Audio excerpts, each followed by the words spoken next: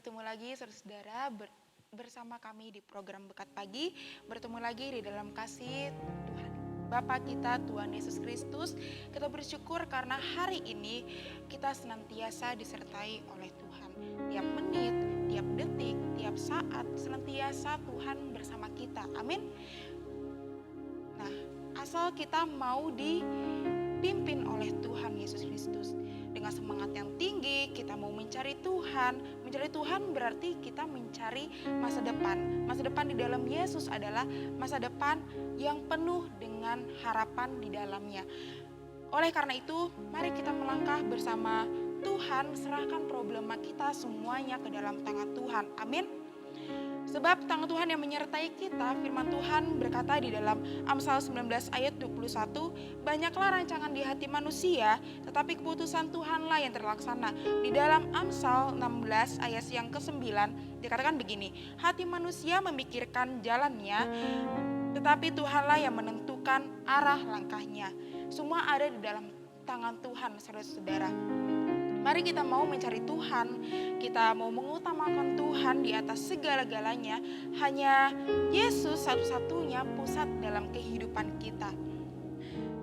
Sentral kita yang mempunyai kendali atas segala-galanya. Bersama dengan Dia kita sanggup melakukannya. Dengan Dia kita sanggup melakukan usaha, serahkan semuanya persoalan kita kepada Tuhan. Tuhan akan buka jalan bagi kehidupan kita. Amin. Serahkanlah semuanya kepada Tuhan, saudara-saudara. Di dalam Mazmur 37 ayat yang kelima berkatakan begini jelas sekali. Serahkanlah hidupmu kepada Tuhan dan percayalah kepadanya dan Ia akan bertindak. Mari kita fokus kepada Tuhan.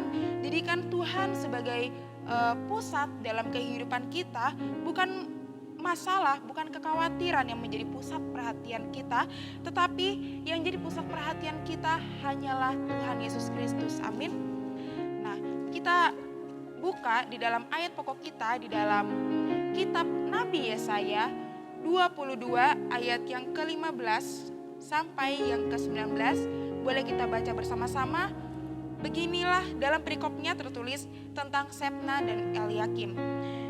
Kita mulai. Beginilah firman Tuhan, Tuhan semesta alam, mari pergilah kepada kepala istana ini, kepada Sebna yang mengurus istana dan katakan, apa ada padamu, ada apamu dan siapamu di sini. Maka engkau menggali kubur bagimu di sini, hai menggali kuburnya di tempat tinggi, yang memahat kediaman baginya di bukit batu. Sesungguhnya Tuhan akan melontarkan engkau jauh-jauh, hai orang, Ia akan memegang engkau dengan kuat-kuat dan menggulung engkau keras-keras menjadi suatu gulungan dan menggulingkan engkau seperti bola ke tanah yang luas. Disitulah engkau akan mati dan disitulah akan tinggal kereta-kereta kemuliaanmu. Hai engkau yang memalukan keluarga tuanmu, aku akan melemparkan engkau dari jabatanmu dan dari pangkatmu engkau akan dijatuhkan. Amin. Sebna orang yang sombong, orang yang iri hati, orang yang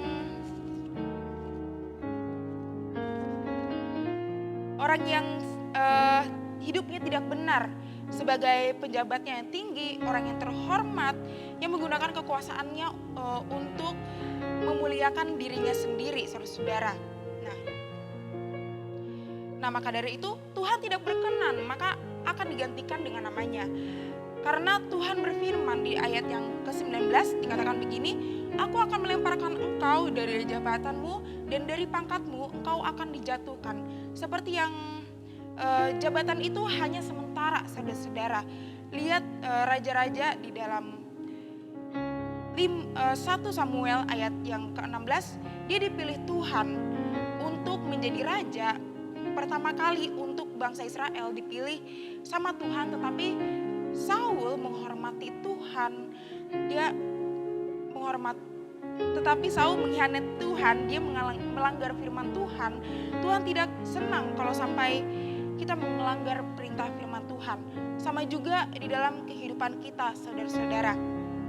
Jangan sampai kita melanggar firman Tuhan.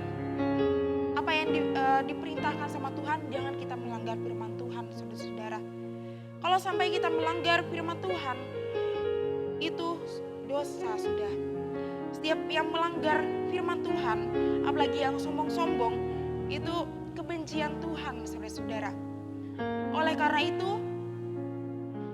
di pagi yang indah ini, sebelum kita melakukan, serahkanlah semuanya kepada Tuhan, serahkanlah semua kehidupan kita kepada Tuhan, berserah kepada Tuhan, rendahkan diri kita kepada Tuhan, dan serahkan semua rencanamu, semua rancanganmu, semua problemamu di dalam tangan Tuhan.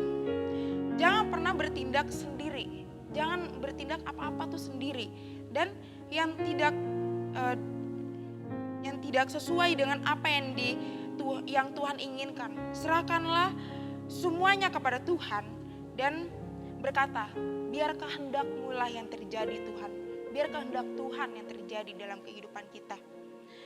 Demikianlah firman Tuhan pada pagi hari ini. Biarlah firman Tuhan pada pagi hari ini dapat memberkati dan menguatkan kita semuanya. Dan saya yakin dan percaya dalam firman Tuhan pada pagi hari ini bisa saudara-saudara mengerti dan saudara-saudara bisa mengamatinya. Terima kasih. Firman Tuhan sampai di sini. Immanuel, Allah beserta kita.